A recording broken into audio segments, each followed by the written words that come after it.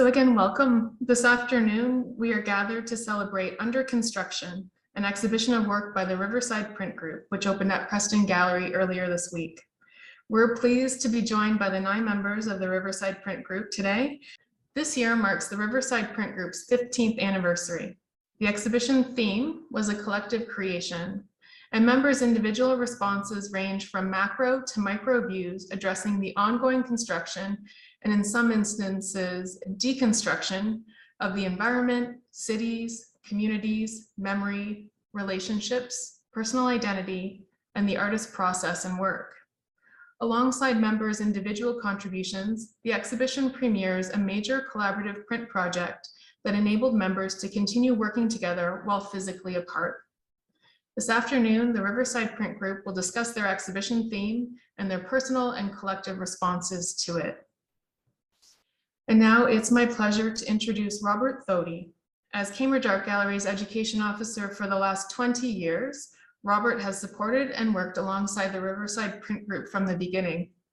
I'm grateful that Robert is joining us today as a moderator, bringing his wealth of experience and insight. Robert, thank you for joining us today. Thank you. I'm so excited to moderate and also just to have all 9 of you Riverside Print Group here. This is such a wonderful time. So I'm just going to explain a little bit about the Riverside Print Group. Established in 2006, the Riverside Print Group is a Cambridge-based collective of printmaking enthusiasts. Members study, create, and exhibit together, facilitate community art projects, and work to raise the profile of the art form that they love. The group's story began in a renovated silk mill on the banks of the Grand River. Design at Riverside boasted an art gallery and a print studio, both programmed by Cambridge Art Galleries. Many members met in the first etching classes that were offered there. Printmaking requires patience and an exacting set of skills. It is a work of risk with many variables, leading to results that are not entirely predictable. Members use a variety of techniques, including relief printmaking, intaglio etching, monotype, and lithography, to create works that vary in size and may be literal or conceptual, figurative, or abstract. The Riverside Print Group is Ginny Carnevale, Heather Franklin, Kari Melhus Mullin, Darryl Nunn, Laura Perrin, Betty Praught, Bill Praught, David Scott, and Donna Stewart.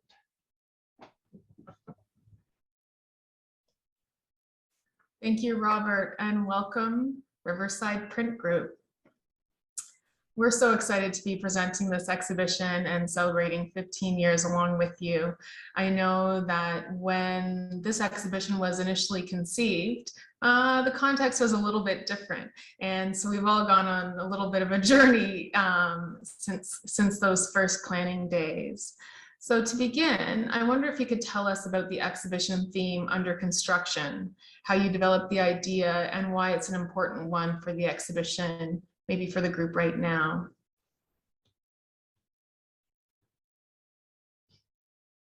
Hey, Dave, that was your idea.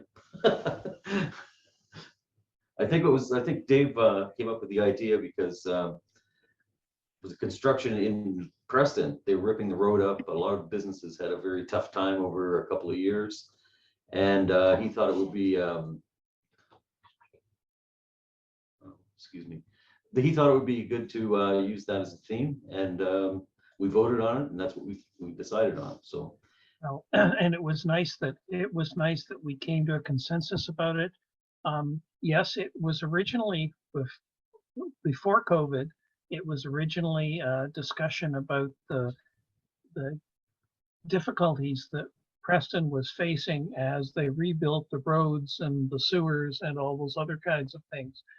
And that's where kind of the name Under Construction came from. But it did morph over time, particularly as we began to talk about how we were going to go about doing this. Quite frankly, I had no idea that we were going to do a collaborative event. When it came up, I thought, well, that sounds like an awful lot of trouble. And in fact, it turned out to be so much fun and so interesting that that we decided that the title Under Construction was perfectly appropriate. In addition to that, I think we all agreed too that we all approach our work in a variety of different ways and using different techniques. And it was a broad enough exhibition title to kind of give us all that ability to kind of approach it in our own way, right? It was a broad enough to encompass all 9 of our ways of working and subject matter that we wanted to address, I guess, in this exhibition. I also think there was something very timely about the intersection of COVID and our exhibition in general, because I think, sort of alluding to what Ginny and Dave have said, it started off in one way and then the dates kept changing and kept getting pushed. And so it gave us a unique opportunity to really sort of transform what the project meant for us. And the collaborative piece, although it was a bit confusing and a bit discerning at the beginning, as time sort of stretched on, it gave us that opportunity to really enjoy the process and not really stress about, the finished piece or the finished product as well. And to continue to feel connected as a group when we couldn't physically print together and, didn't have a communal studio space to do it at the time. We just continued on with our problem-solving skills, right, guys? And managed to come up with this sort of musical print collaboration. Yeah, and another thing I find interesting as well is that if anyone has followed us and seen some of our previous shows, you know that our themes normally are quite vague, and because we are 9 people. And I find that this time, I don't know if it is because of COVID or what, but it seems like everyone's piece fits so well to the under construction theme. And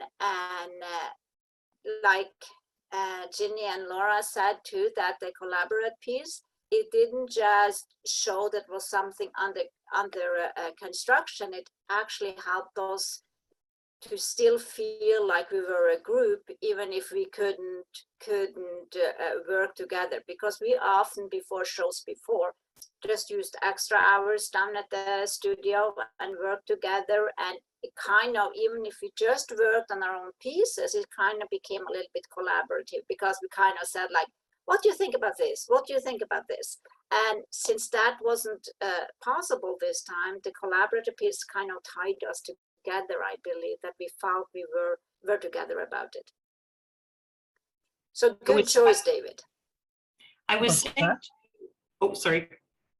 Good choice. No, I was gonna say this is not the first time we've done something collaborative.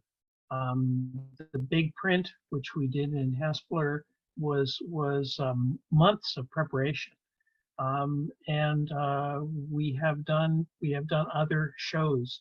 For instance, the Unsilent Night show that we did. Well, we worked for months ahead of that, so this is not that unusual, but it was very demanding of our attitudes.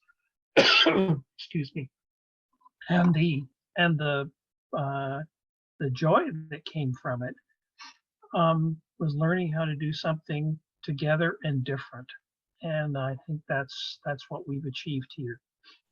In fact, the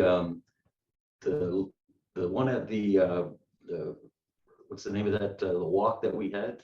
You just mentioned the name of it, the Unsilent Night.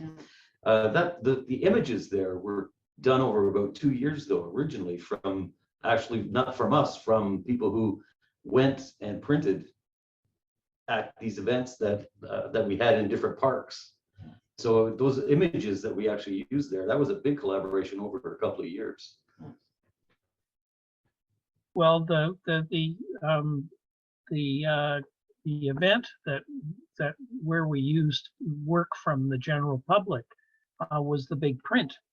Yeah. And Yes. And that took place over what, Donna, you can remind me about this, but it was over like 4 public events where we stood there and talked to people and got them to do drawings for us or prints for us or cutouts for us. And the Unsilent Night one was more of a closer to what we've done this time. That is collaborative. We would come in on a Thursday night and work away on this, but then one Thursday night became 10 Thursday nights. But the ultimate show was very rewarding. I think what was missing this time around was, or the only thing that was missing, I would say, was the community engagement, because this was a project that, you know, it was by us, for us. And, you know, Marcie mentioned that it was to celebrate 15 years together. So we really did it just for us. But it was pretty risky.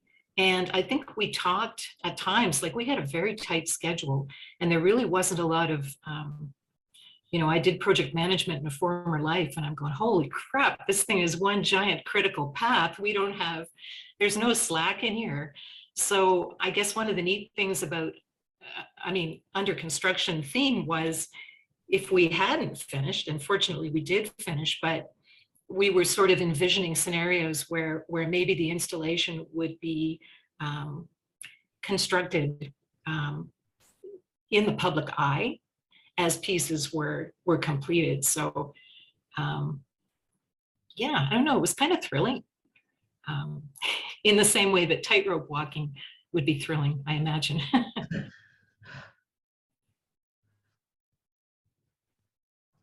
On the note of printmaking being 80% preparation and 20% actually the fun part, Darryl, could you just elaborate a little bit on the preparation that necessary for that 48 print piece?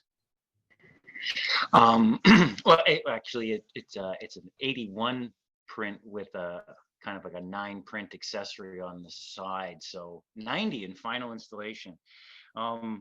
So in order to kind of allow everyone to work at home and achieve a common end, you know, after the brainstorming sessions from our monthly meeting kind of resulted in, you know, a critical mass of people saying, no, let's kind of go for it.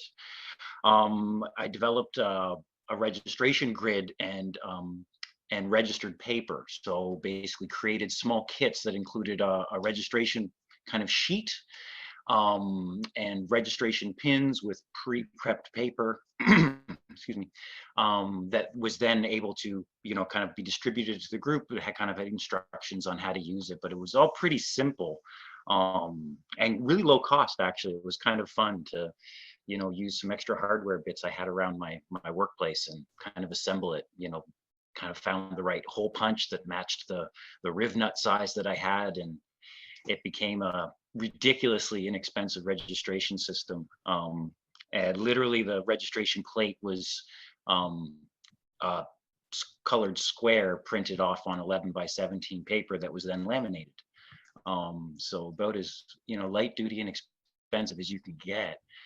But it achieved kind of, yeah, there, Kari's got a picture of it up right now. And it let us achieve consistent registration and took the stress off that, because as Donna was saying, there wasn't a lot of room for error. And of course, if lots of prints start coming out crooked, it becomes really time consuming to tear the paper to its finished size, all those kind of pre-planning steps. So I really thought, okay, registration needs to be a thing we don't even want to worry or stress about. It just happens and we're all pleased with it. And I think everyone kind of enjoyed working working with it. And I even envisioned kind of improved versions of it. But I'm quite happy that it worked. And we are so grateful that you constructed those kits and took all that stress out of the, you know, actual making of the prints. All that stuff was preset, and so Darryl was our, you know, kit constructor, and we fully appreciate the work that went into that. I would call Darryl our project architect. And I don't know if so the print group members, we all understand what registration means, but I guess maybe someone can explain it better than I can, but part of our process was to each print. So each of us had our own signature color that we were working in. And there were 9 plates, one for each of us, or one that started with each of us. And then after a 2-week period that we had to work with the plate and create imagery and so on, we did, Darryl called it the old switcheroo. I like that in the process description, the use of highly technical terminology made it made it a lot of fun. But each of us, we were doing our own thing in our own color. So doing a monochromatic print when we had it, but then we were each contributing a layer in our own color to this, what ended up being a 9-color, 9-layer print. And Darryl was mentioning that's the, when you do see the exhibition, it'll be the column of work that's to the far right of the installation. And registration means that the plate is in the same position and the paper is in the same position every time when everybody's contributing. So that all the colors align properly within the space of the plate. Yeah. Theoretically. Theoretically, that's right. So since I have this here, so this, we put the plate in that pink area. Here is where the holes of our paper fit to. And so every time the paper went on, it would be at exactly the same place on the paper. It helps to note that the paper was also like the plates were pre-cut and the paper was pre-cut and hole punched, and then like labeled with like this side up, X here. So everybody like was forced to follow. So like the variables were eliminated so that the only variable was the color and whatever image you're putting on this plate. And so I think maybe in conversation with Ginny, like that was the enjoyable part of it, was you can't pre-plan because you don't know what image you're getting. And then every time somebody's image shows up, it's kind of like, this is what I'm going to do this week, or right. Like, so there's like an element of surprise every time. And so the prints were delivered in these like, I want to say like lawyer boxes, like cardboard box. So it's like whenever you get your box, you know, it's like an element of surprise when you open it up because you don't know what you're going to get to look at. Yeah, you couldn't plan ahead. You had to kind of see, you know, some people were doing monotypes using the surface of the plate, but some people were actually doing relief work cutting into the plate. So you could not plan ahead. It was like a big surprise. You open the box and you find out what the plate looks like, what's been done to it before you. And then you had 2 weeks basically to kind of come up with your own idea and see where you wanted to go based on what had been done before you.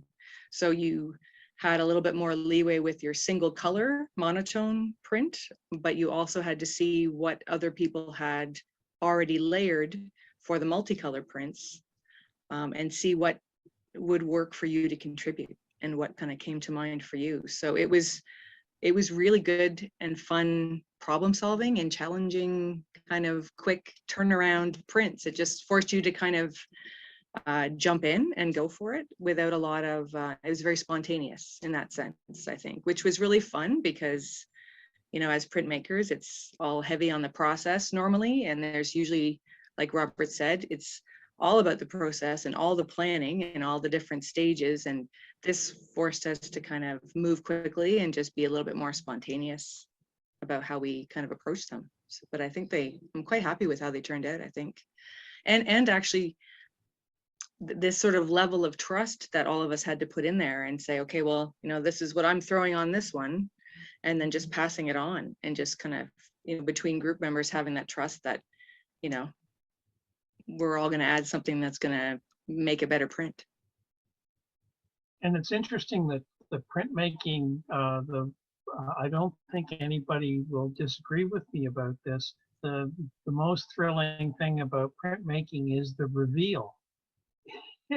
You don't know what your print is going to be like until you peel the paper off.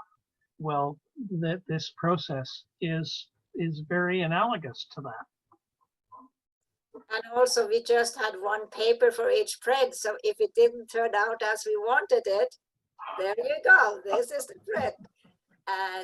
But I also found it really, two things I found really fun about it. One thing was to open the box and see what the person before me had done. It was like Christmas every time.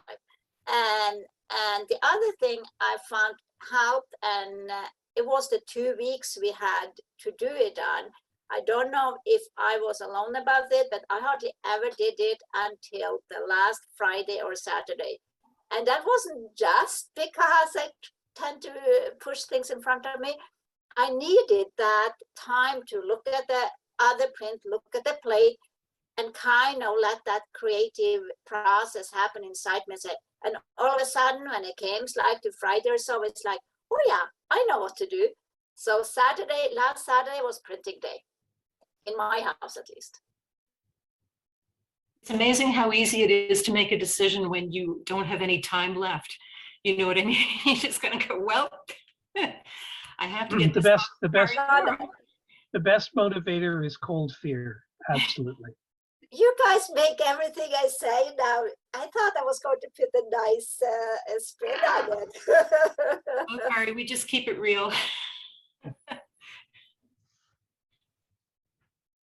As far as the awkwardness of this time, Heather, I'd like you to just share a little bit, because I know you mentioned it was really difficult because as a group, you've really had so many interactions when you're in the same space.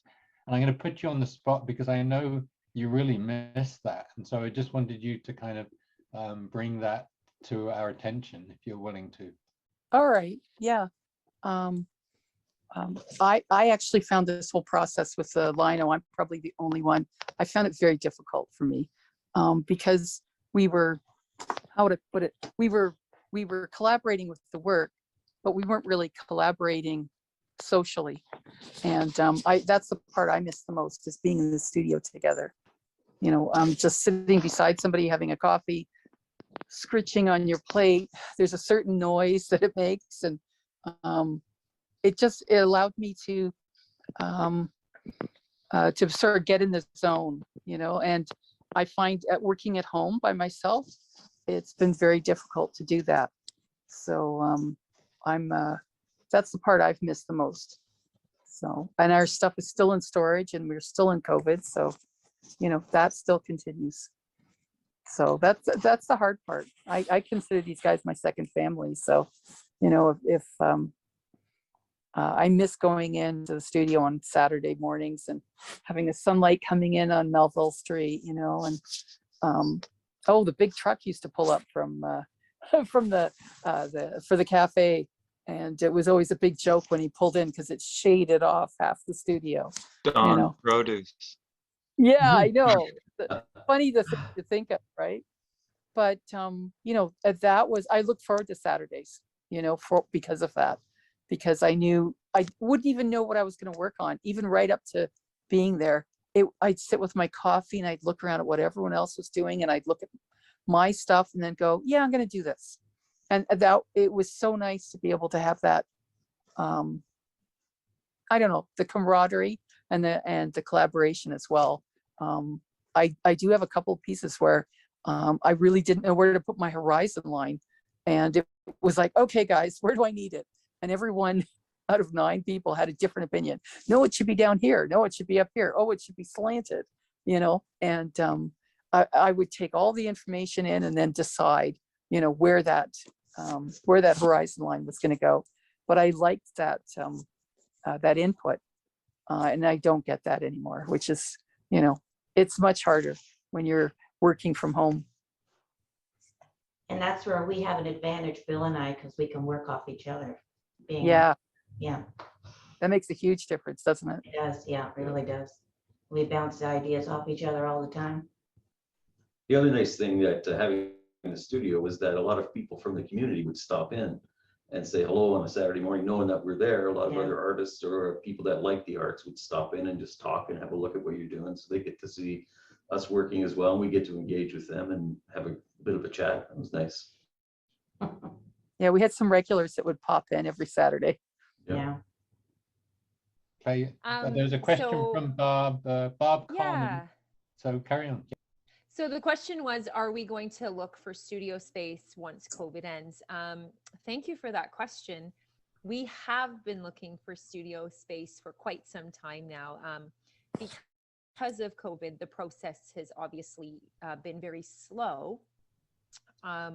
But we are in the process of looking for a more permanent studio space. And with the help of David's wife, she's been a wonderful advocate for us alongside the city of Cambridge. So our fingers are crossed, our toes are crossed, and we're really hopeful that a studio space comes up soon.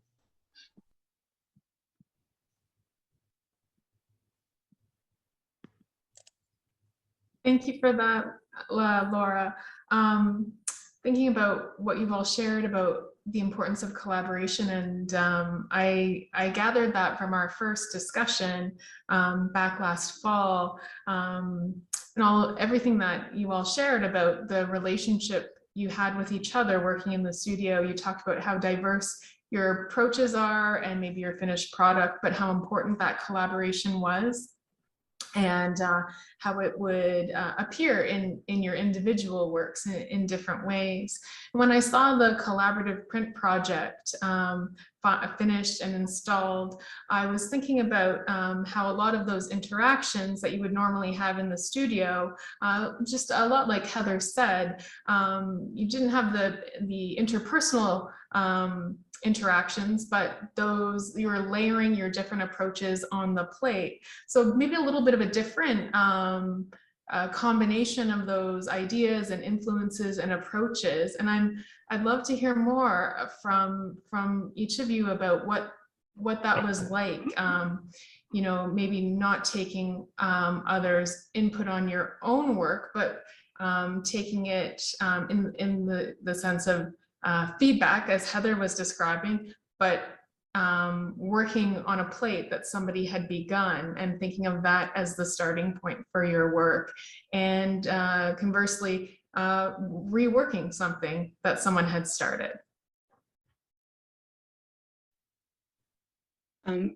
I found that in the beginning, when we had just started rotating the plates, you know, less had been done to them. Less work had been, the plates had been worked less. So it was easier to incorporate what was already on the plate into kind of what, you know, what I wanted to do. One of the first things I would do when I got each of the boxes was actually print the plate as is, so that I could actually see it printed, so that I had a clear idea of what was already on it before I figured out how I wanted to approach what I was going to add. That has sort of helped me with the process, but I did find that closer to the end, when the print had been through, you know, let's say 6 or 7 of us already, and we had all contributed, I found it a lot more difficult to figure out where I was going to go and how I was going to handle what had been done before, without, like, and I guess without ruining things, or without not doing justice to what had already been done, but kind of like adding to it, right? And kind of trying to build on top of it as opposed to deconstruct it. But I mean, all of us kind of took a different approach that way, I feel like. And we, some of us really, you know, you could eliminate elements using, you know, masking or just depending on your approach. So if you had a really clear idea, it was just, I found it really interesting that we all, you know, had our hands on the same plate, but did so many different things with it, which I shouldn't be surprised about because it's how we always are. But it was really interesting to see how you could absolutely recognize, like, I didn't always know who all had the plate before me unless you really focused on the schedule, which I did not. But I could tell from the work that was already on the multicolor prints, you know, oh, well, I know Darryl's had this plate before, or I know, oh, that's something Bill would do, or, you know what I mean? Or, you know, that's totally Donna's touch. So it's funny how we kind of all know each other really well. But yeah, my approach was sort of, you know, see what it looks like when I get it, and you know, try to kind of respect what's been done, but kind of it was all about kind of figuring out how to put my stamp on it without, but still allow room for other people to add theirs as well. Yeah, it was interesting. Darryl had brought up the fact that if you wanted to, you could just obliterate whatever was there. And actually, no one really did that, which was nice. But you had the option. Well, we're all good Canadians, you know. We wouldn't obliterate other people's work, really. Excuse But me. I found there was a difference in terms of each of us having a different color. And some of us had colors that didn't really lend themselves to being overlayered on, say, something that was really black or dark. But I was always looking for a hole where I could put my particular image. I have to laugh. I was just going to say, I have to laugh about Bill, because he had the black, didn't he? So he certainly ink over the top of everybody. But I found the hardest one was the very first one. And, you know, you had a blank lino block, and it's like, well, I can't take too much space because everyone else has to add to it. And I don't really know, you know, what kind of image do I put on here that is just sort of inspirational for somebody else. And then I actually got down to the point that I had ocean blue, which was my ink.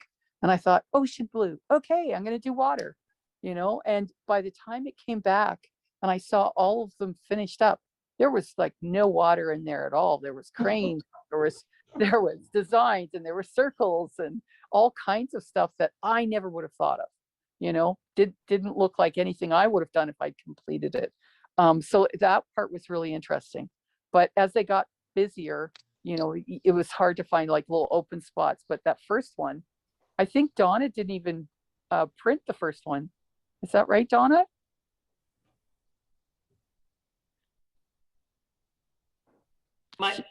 She's not admitting to it. I was just going to say, your first plate, you didn't print it, did you?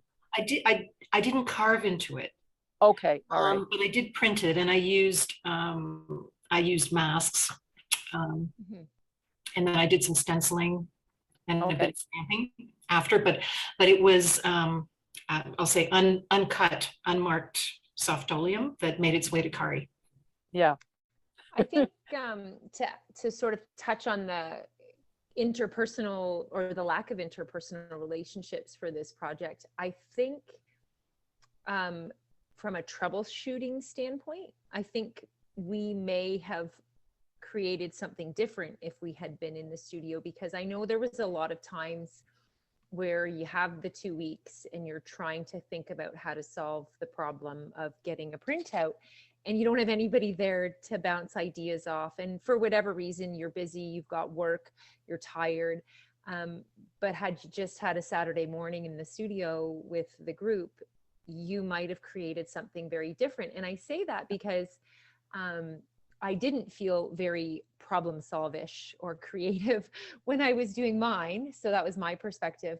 And when I saw some of the pieces, when we gathered together to organize the whole thing, I was just so impressed with the approach that some of the people in the group took, and just sort of like, wow, like I would never have thought of that. And so I think there was a few of us that actually said we'd like a redo on the whole project, because we'd like another opportunity to approach this concept of problem solving. And like I personally would, because there were so many interesting and just really cool ideas that came out of the way people approached the collaboration. So I think, to speak to the whole interpersonal thing, I think you would have seen something very different if we had had the option to gather and print together. Yeah, and I totally agree with that. And yes, we all miss the time where we are together, but we're kind of cool that we were kind of forced to do just our own stuff. And on these pieces, that was everyone's. And I want to mention a little bit, Donna mentioned that her first piece came to me next. And I remember Darryl said the thing about, oh, you are free to totally cover over it. And I thought, no, I don't want to do that. And I remember a meeting we had, Donna said something about, she said, oh, I was so nice to Kari. She got a plate that had not been carved on it. And I'm not sure if I offended Donna or not, but I guess we are close enough that that is allowed, Donna. But I said, oh, I almost felt cheated that nothing was done on it, because I was actually looking forward to that process of working on things that other people have done before. And so I ended up, because we had that, what should I call it, multi-level or the multi-colored print. And of course, Donna's was just hers. So I looked at that, and that gave me inspiration to do something on the plate that I hoped was in the kind of, what should I call it, spirit theme of what Donna had in mind on her first one. So yeah, I think it's really cool how we all looked at it differently. And as Bill said, no one just went over and colored it over, and everyone had it so it like fit perfectly, I think, with whatever else was done with them. Even the ones that you might feel is a little bit cluttered, I thought they were, what should I say, beautifully cluttered. They were like everything worked. So I think we all were kind of surprised about that. So I think we and had yes, thought, oh, sorry, go ahead, Kari. I was just going to say, and Donna, I did not mean to offend you. When we had the studio, we had come up with some ideas, or just discussions we were having at meetings and so on. And one of the ideas was that we would either try and do like a speed dating print thing where we'd have a 15 minutes to work on the plate, and then you move to the next one. And that's kind of what we were hoping to do. It forces you to be on the spot, do it right away. And thought maybe we could take some old prints that or ghosts or something we had and put them out there. And we haven't done that yet. It might be a project we could do in the future.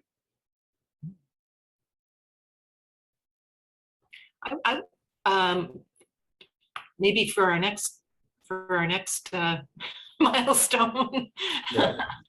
I was just going to say, I think further to what Laura was saying about the exchange of ideas and techniques.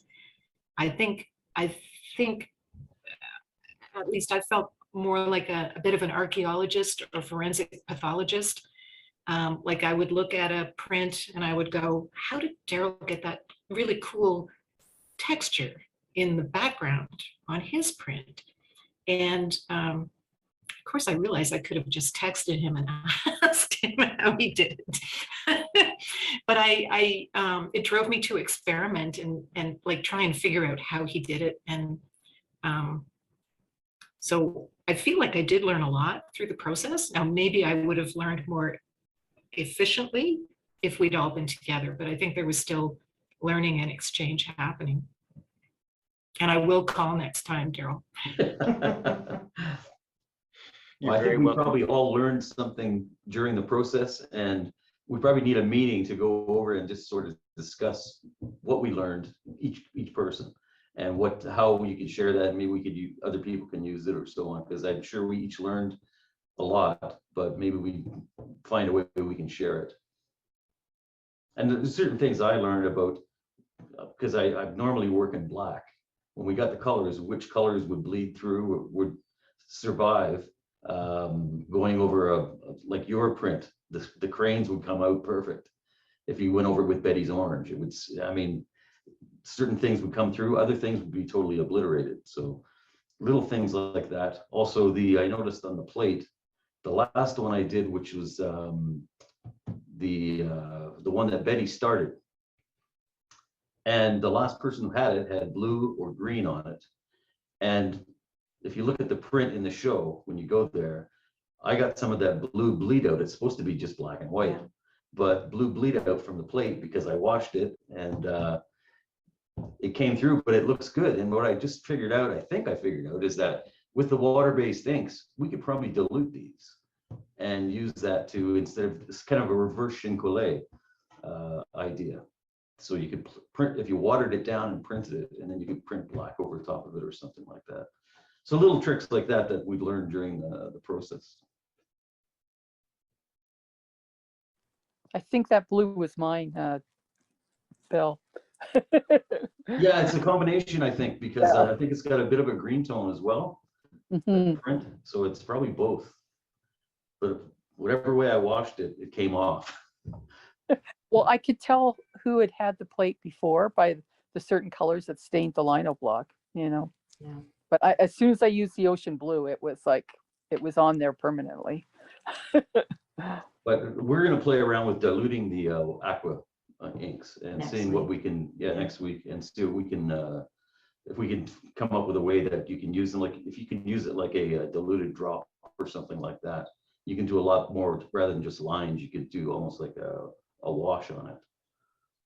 Oh, okay. Thinking like more of a watercolor than a print is. It would be a print, but you could use watercolor effects like you would get on a watercolor by diluting the ink down a fair bit. So we're going to try it. Instead of using ink straight out of the tube, by diluting it, you would get a transparent effect. Exactly. Yeah. And then you could do, you could take whatever level how much you dilute it, then of course you're going to get a different effect. And I just want to see how well these would respond to that.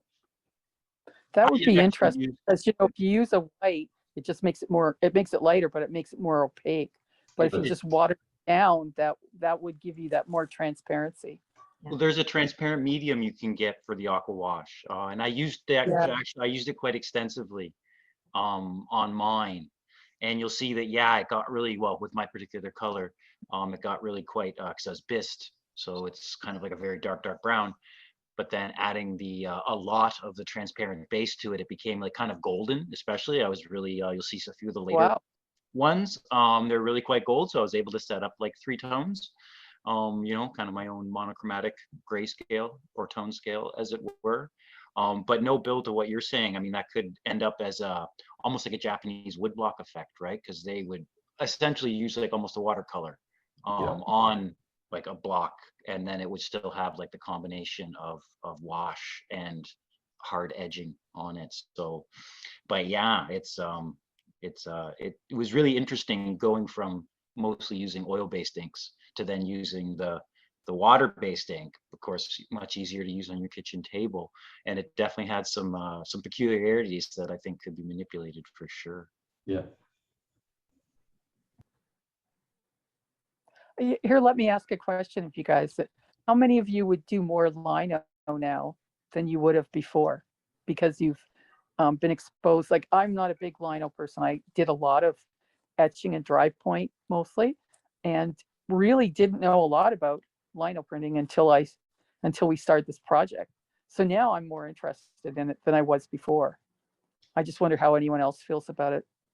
Not me.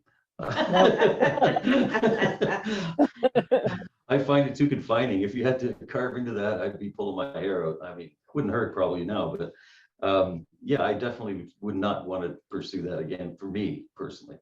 I like the stencil effects. Like the carving to me isn't the same as when I scratch, but the stenciling and stuff that you can do and lay things down, that was sort of fun. I liked working with the soft oleum. But I echo what you just said, Heather, like, you know, I haven't done a lot of lino or woodcut. And perhaps in the hands of an expert like Ginny or Laura or Kari, you know, you could achieve great precision. Well, I know you can because I've seen them do it, but I'm just not that adept with the tools and the medium. So I couldn't, I tried. So we had little tiny offcuts of soft oleum to play around with and practice before we started carving into our first blocks. And I was kind of underwhelmed by the results I was getting. And I thought, well, you know, what I use in my own work regularly, I use, you know, I use stencils and masks, and I use plates cut out of cardstock, and I do collagraph. And I thought, well, and I think that's, you know, that was a tremendous kindness on Darryl's part when he set it up, because, you know, he said in sort of the design of the project, it could be subtractive or it could be additive, or, you know, it was like with the whole under construction theme, we're always trying to keep the tent as big as possible, because we all work so very differently. But anyway, no, I don't think I do. I'm not inclined to do more. So it's so funny that you say this, because most of my work is relief print. And I was so overwhelmed with the concept of stencils when I went to do my works, because there were many moments or plates where I felt like I couldn't carve into it and print it, or parts of it would need to be masked off. And I can say with certainty that I am no expert at, as you can probably tell from my prints, at making stencils. So I think there was a big flip, or like this dig into being uncomfortable for so many of us, because we were asked or kind of forced into doing something we're inexperienced in or don't ordinarily do. So even though the concept was relief, like it was a piece of soft oleum, even as a person who does a lot of relief, I didn't do very much. And I just felt like I did not do a service to the concept of like a stencil or a mask at all. I think you did really well, Laura. I have to say, I think everyone else did. That's very kind. Thank you. Think so. we're our own worst critic, right? That like, is we're like, true. Yeah. That is true. And I have to say too, I definitely don't look at myself as an expert in lino. But I think I have started more lino, not so much because of this project, but because of COVID and us not having a studio, and I don't have a press. Because what I normally prefer to do is dry point, or I've been working with some monoprints, but I'm working with feathers a lot, and you don't get that fine lines in the feathers if you don't have a press. So it's like I kind of felt a little bit pushed into doing more lino than I'd done before. And I have to say, and this is something that shows another aspect of us being a group, I picked up so many of the things I have seen Ginny and Laura doing at the studio when they were doing lino stuff. I thought, oh yes, that's how they did it. And it just came back into my memory. And so yes, I think I will be doing more lino, but not so much because of this process as because of not having a press. But one thing I will do, I think I will totally go over to soft or this kind of block. It was so easy to work with. I really loved it. Well, somebody said to me when I said I was doing lino, they said, well, isn't that what kids do at school? And I said, well, they may be geniuses and that may be what they're doing at school, but I find it really challenging. So I think I probably will add lino to my toolbox. I won't switch over. I will go back to my love of copper and etching and all of the things that go with that. But in this particular project, we used what we had available and what would work for this project. And I think that was good. I learned a whole bunch of new stuff in the process. One of the things that we had to do in the project, with all the small prints that we were working on, we were in the past buying these small frames, and we were going to buy a bunch of these frames, but we got so far in buying them and then they ran out because of probably the supply chain, or I think Michael's is going to be sold or has been sold. So they're probably not going to carry that in the future. So we were forced to actually make our frames.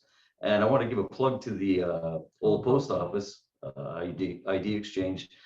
They helped us work on getting a laser cut frame that we had to design and build, and they were very supportive in getting that done for us. And it was a good challenge. We had to come up with a few innovations to get it done, and but it finally came together, so that was good. But the OPO, that was amazing what they could do. And the other thing we did do is we did a frame where we took some prints and photographed them, and then we etched them into a frame, basically. And there's some other ideas that we've talked about, but it was a good project for us as well to work on that. And they have a design there. Basically, you could put one together if anyone else wants to do something like that.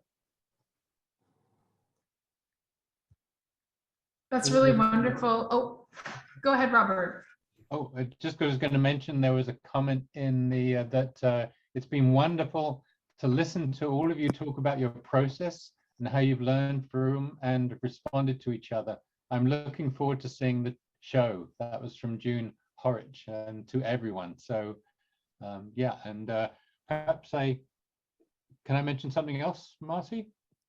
Just like to mention that we're trying to put a few extra things alongside the exhibition that will come out in the new year. That will be individual interviews with each of the 9 members, and it's going to be a short, but Matt's been working on that, and we still have the editing to do, but that's going to be in the new year. Plus also 2 artist profiles, and Donna was working on a piece that is in the show called The Galaxy, which refers to Preston, and so she'll be discussing that. And then Kari will be doing something more for a family-friendly opportunity to learn how to do printmaking with simple things like some acrylic paint and some foam to make a mark on with a pencil. So very children-friendly. They'll be coming up probably the end of January, beginning February. Very good. Thanks, Robert. That's great. Marcie, over to you. Yeah. Sure, thank you. Well, Heather, thank you for pitching that question to the group. I had been wondering the same thing. And maybe this is a great time to open it up to the audience. If anyone has any questions, you can put them in the chat or the Q&A feature below. And here's one from Barb Coleman. I saw your show yesterday and was very impressed. I particularly liked the full-size person called How to Make a Printmaker. I found the accompanying comments by the artist very helpful and revealed the meaning of the piece so clearly. And then, so that was Ginny, that was your work. And then Barb's also mentioned, Donna, that particularly applied to your pieces on your family home. Nice. I know that one of the things that you often speak about is how diverse your work is. But as we were laying out the exhibition, the gallery team saw some themes emerging, and I think that bore out in the layout. And Donna and Ginny, your work is in proximity to each other. And what I was struck by was the sort of personal iconography that you were each working with in those rooted in place For you, Donna, thinking about your family and the specific home and community of Preston, and then Ginny, thinking about your body of work to date, and that is sort of memory or record keeping. Yeah, very much so. I guess for this was I ended up in a completely different place with my piece than when we originally were discussing the exhibition and the work that I thought I would originally do. And just because of events that happened for my family in the last year, really started thinking about the fact that every experience we have, everything we go through as a person, every moment, it really, throughout our lifetime, continues, like it creates who we are. So we are sort of ever changing and, you know, under construction for our whole lives. And so I kind of took that idea and thought, well, it really does apply to my journey as a printmaker as well. Every print that I've made from the my very first print, you know, in grade 13 art in high school, and my, you know, intro print university course, you learn something from every experience. And it not only does it kind of catalog your journey catalog my journey as a printmaker, because I'm learning new things all the time, but it also, like the imagery, how it changes over the years, and it shows sort of who I have become as a person as well, and how my direction or my interests may have things that are important, but it's definitely rooted in you know, an individual's person and memory, and just everything, every print, every experience, it ties me back to a certain time or a certain print when I learned a certain technique and at a certain point in my life. And so this huge print had to be done. It just, I don't know, suddenly I was like, and it has to be big, and it has to be life size, because this has sort of made, you know, me who I am as a printmaker today. And so it just, you know, we're sort of ever evolving, and that's where it came from. And you can't really, I do have an image that I could share if you'd like me to. I'll try to put that up now. So for those of you who haven't seen the show yet, can everyone see that? Okay. It is actually, the figure is actually a life-size silhouette of myself. Of course, I chose to work large when I didn't have the space to work large. It took over, you know, a lot of big places of my house. It was quite a puzzle to put together, but what you can't really see in the picture is I also continued the theme in the background. It is very, the entire background is printed in a very muted brick pattern, where I actually created a plate with an embossed mat board that I cut to the size of a brick. And it has like almost a floral or a vine pattern on it. And that just kind of ties in with that continuous growth, like we're ever growing. And it's sort of, that also tied in with the theme. But these are all, you start from my feet at the bottom, and those are some early prints that I did. And kind of as you go up my legs and into my printing apron, you know, you see all the different things I've tried and I've done. And I have a series of Cambridge prints, and I purposely put them in my arms because where I grew up also is part of who I am. And those prints are kind of a labor of love. And I liked the fact that it looked like they were just kind of tattooed on my arms. And all the prints of Northern Ontario kind of in my head, it's, you know, that's all about memory and family, and all the garden ones as well. They're images of plants from my garden, or plants and the sharing of plants and the memories I have of gardening with my mom. And it's all just very personal, but it's also, you know, a journey of techniques learned and experimentation, because I will forever be learning as a printmaker. I don't think you ever stop learning, because each piece presents its own challenges, but it also opportunities. Like you're constantly learning and you're thinking, oh, well, that worked this time. Now, like, you know, what else can I do with that? Like, where else can I go with that and how can I apply it? So that's, yeah, once I got the idea, this print just demanded to be made. So I'm really happy with how it turned out, and I'm really glad I could share it with everyone. Well, I think you should be happy with it, Jenny. I think it's amazing. Thanks very much. I appreciate it.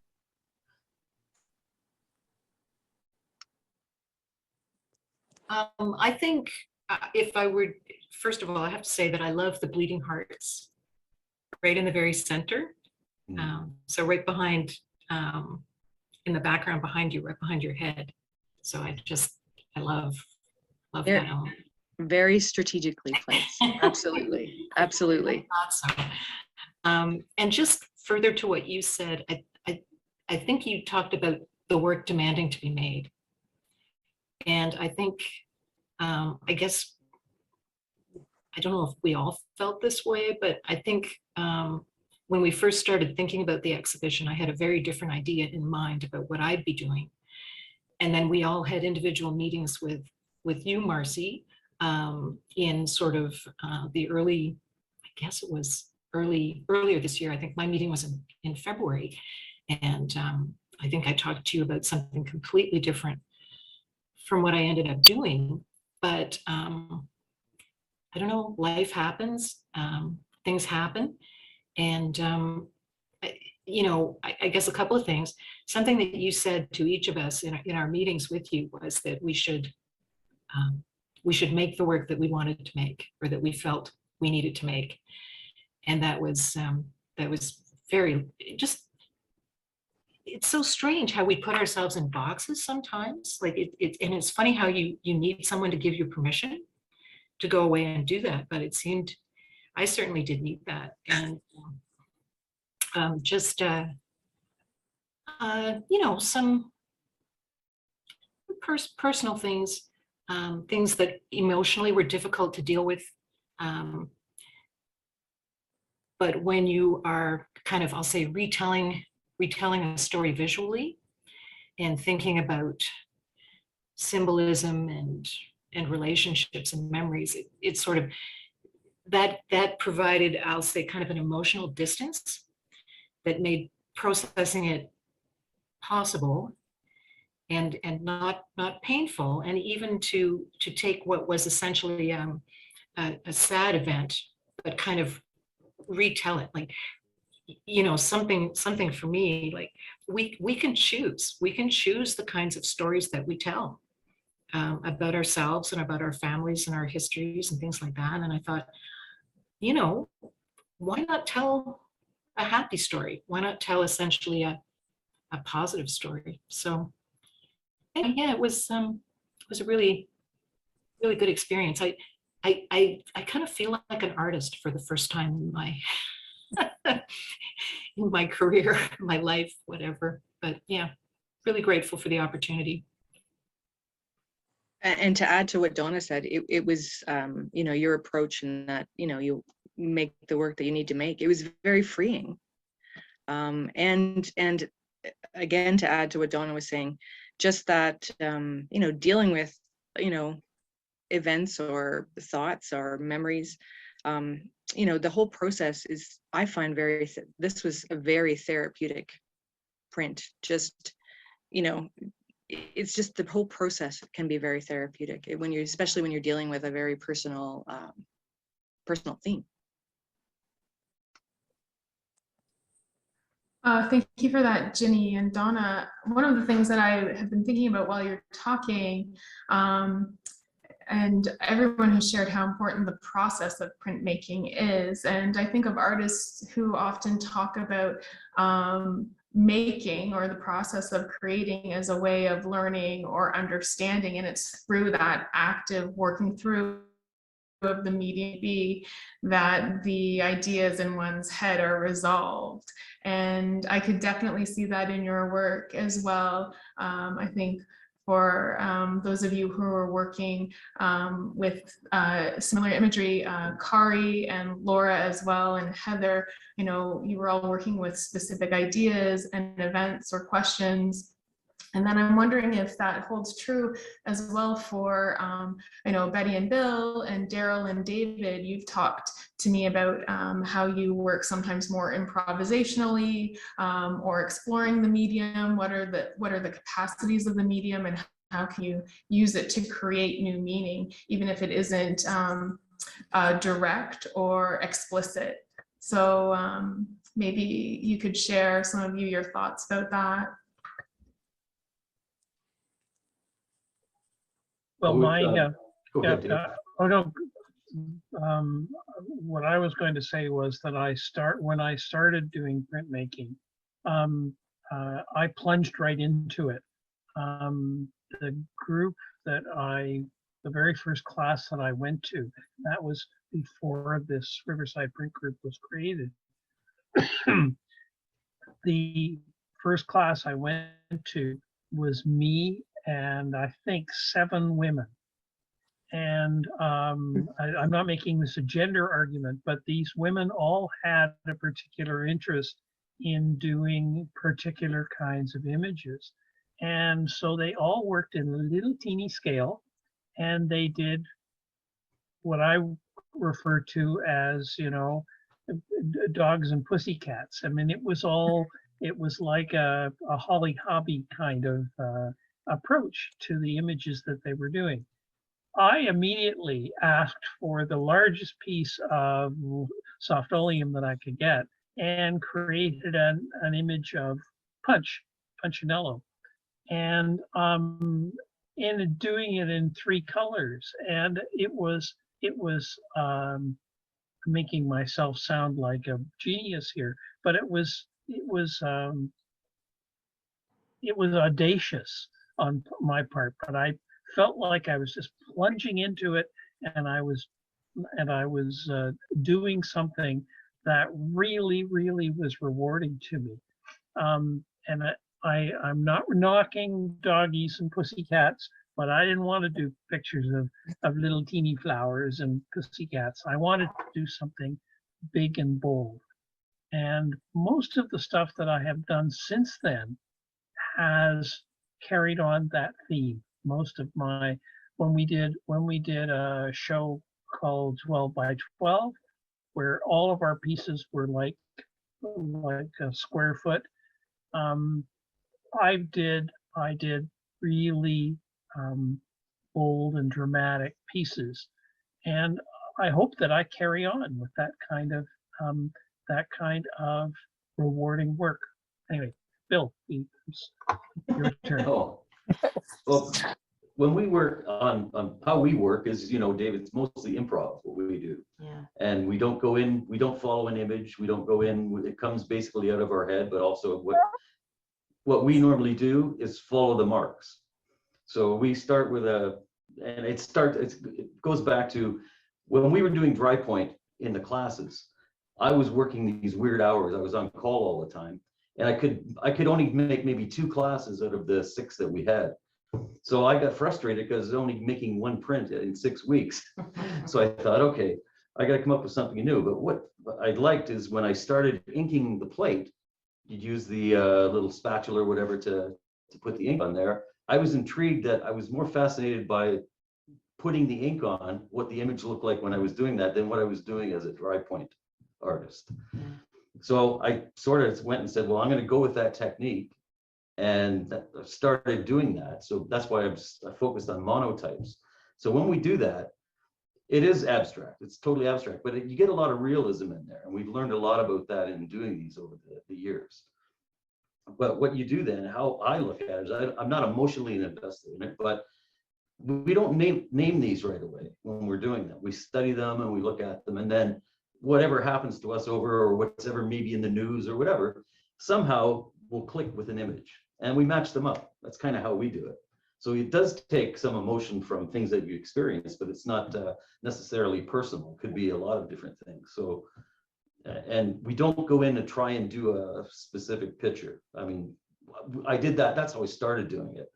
But I found the freedom of doing it the way we do it now much more interesting for us. And that's why we do it. And when we do, is we said, we title them. When we title them, we had a discussion in our meeting last. I think Laura and I were talking a little bit about this. And what it was is that we put just a small title normally, but we don't reveal what the picture's about necessarily.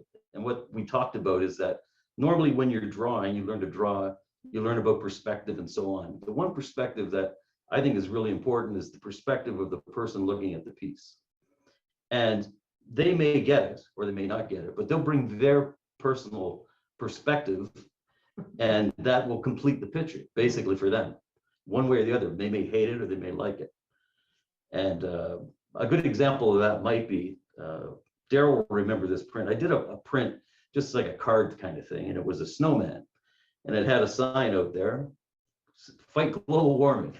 And so if you were someone who follows the IPCC, which is the United Nations greenhouse gas thing, you would think that's a great print. But if you were someone who follows the NIPCC, your opinion of that would be a bunch of snowflakes. The snowman, a bunch of snowflakes. And that's sort of like his perspective on that print would be totally different. And this is how we try and just minimally name them. Sometimes it's direct, but you then have to look at the picture to see. And that's kind of, it's not emotionally invested, but it's experience that we've had because we don't name them right away. We always take our time. And working with abstract, you kind of have to do that.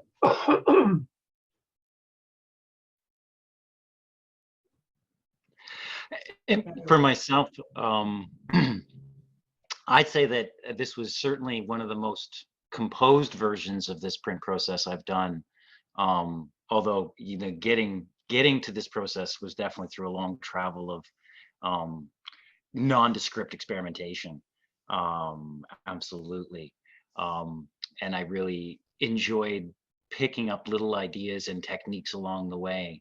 But yeah, I really found myself in the middle years of RPG history, certainly found myself bogged down with very time-consuming processes, doing ridiculously large mesotints and things as such where, you know, you have the satisfaction of success, but also the frustration of maybe working on the same image for a year. So, you know, I think part of my visual look now is certainly a response to kind of that and feeling kind of like I wasn't getting enough done. I like what Bill was saying, you know, due to work and timing issues and whatnot. So really looking to then, you know, make something quick, maybe something unconscious, but then can kind of hopefully feed into something more. And yeah, I feel really kind of comfortable and excited that I've been able to develop a new toolkit to then apply to, you know, maybe more thought out and composed images, you know, that aren't by definitely no means literal, or if you take them literally, it's a lot of fun. But I do enjoy kind of tongue-in-cheek, definitely not so much personal imagery, but more kind of environmental humanity, state of affairs, mixed messages, some, you know, kind of interesting allegories and a little bit of narrative is kind of what I like to do, and generally a very short 2-word title that somehow hints at where you can go when you're looking at it, but certainly by no means reveals any secrets. Maybe just adds to the questions.